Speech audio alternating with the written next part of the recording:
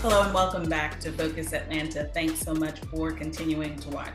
In this segment, I want to talk a little bit about, those student loans. It's graduation season. Students are getting out of college, and there is a lot of loan and debt waiting for them on the other side.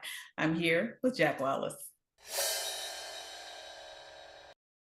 Thank you so much for making time for us, Jack. You know what? I think that people think that there's like this waiting period in between graduating and having to pay this money back, and graduating and having to think about these student loans that we've taken out.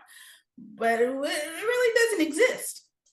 Well, it depends upon your loan. On the federal loan category, you go into repayment about 6 months after graduation or leaving the institutions.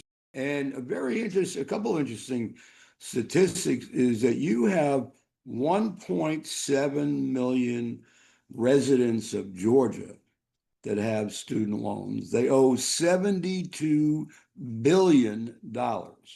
And the average loan size is about $43,000 that they've got to repay. You guys are in the top three, but you're in the wrong top three. You are the third heaviest burden student loan debt in area in the country, only behind Maryland and the Washington, D.C.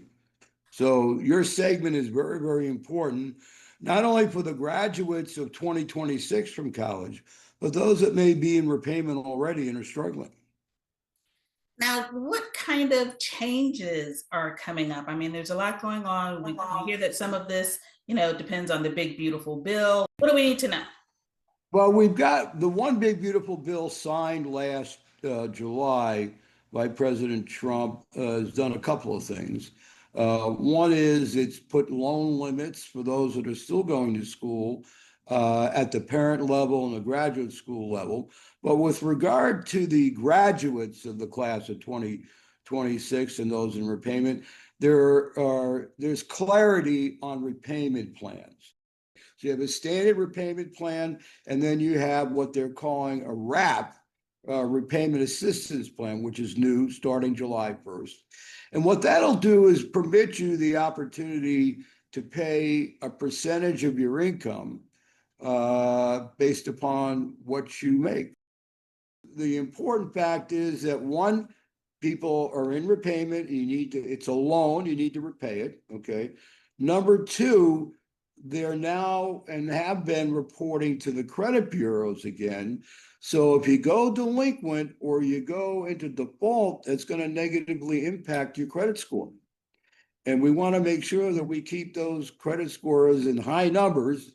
And so when we get a car loan or we buy a house and get a mortgage or get a credit card, we're going to get the best deals we can with regard to an interest rate. All right, then, Jack, you got to leave us with a website. Where can we learn more? Well, for people, the best thing to do on federal loans is you want to go to studentaid.gov, not .com, .gov, and look around. One, it'll give you up-to-date information.